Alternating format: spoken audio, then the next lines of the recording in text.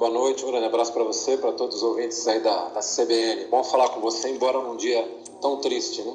Pois é, eu vi você falando no Sport TV, você se emocionou falando do Pelé, né? E não tem como, porque todos nós brasileiros estamos de alguma forma comovidos. No seu caso, que é um narrador e que se inspira, né, nessa geração que é comandada por Pelé, eu imagino quanto isso doa para você, né? Você não é. Você não narrou, mas você viu o Pelé jogando, né? Sim, sim. Eu tenho hoje 63 anos, eu nasci quando o Pelé estava começando a fazer sucesso, né? Eu sou de 59, Pelé explode para o futebol mundial em 58, na Copa de 58, né? Com apenas 17 anos, enfim. Então eu vi muito o Pelé, eu fui muito ao estádio quando era garoto ver o Pelé jogar. Não cheguei a transmitir jogos do Pelé, porque ele já tinha parado quando eu cheguei nessa fase da minha vida. Mas eu tive a honra, 2 anos atrás, a TV Globo me proporcionou isso, de narrar um gol do Pelé, né? Porque na homenagem que a Globo fez aos 80 anos do Pelé, 2 anos atrás, ela pediu que os narradores, cada um escolhesse um gol do Pelé para narrar, né? E praticamente ninguém tinha narrado o Pelé ali, né? Então eu escolhi um gol, então eu tive a chance de narrar um gol do Pelé em Copa do Mundo, só desse jeito, só em termos de videotape.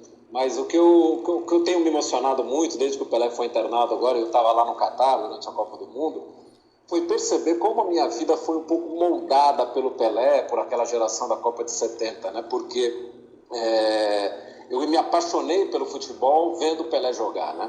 Eu me transformei num consumidor de futebol por causa daquela geração de 70. Então, quando a gente lá no Catar recebeu a notícia de que o Pelé estava internado, que podia ser uma coisa um pouco mais grave e tal, eu comecei a rememorar as coisas que eu vivi acompanhando o Pelé e nos 3 encontros presenciais que eu tive com ele na minha vida, de como ele acabou sendo importante na minha vida, né? Como a minha carreira acabou se moldando muito em função da paixão que eu tive pelo futebol provocada pelo Pelé. Porque era encantador, né, vê-lo jogando.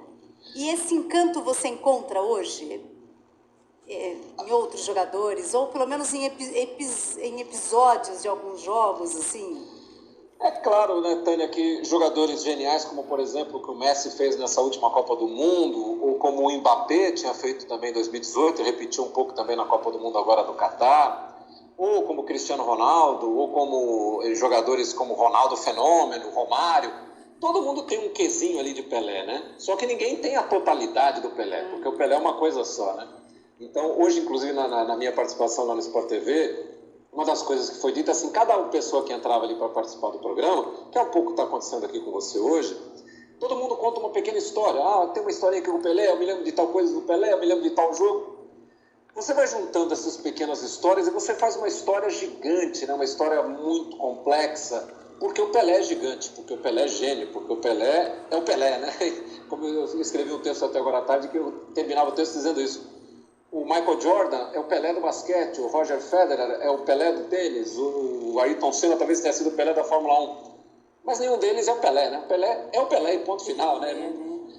Todo mundo tenta se comparar a ele, mas o Pelé está acima de todo mundo. Então é muito difícil até você falar sobre o Pelé, de tão grande que ele é, de tanta coisa que ele deixou de importante, de como ele transformou o futebol mundial, de como ele transformou o futebol brasileiro, enfim, é gigantesco. Pois é, olhando assim no conjunto, né, tudo que ele fez.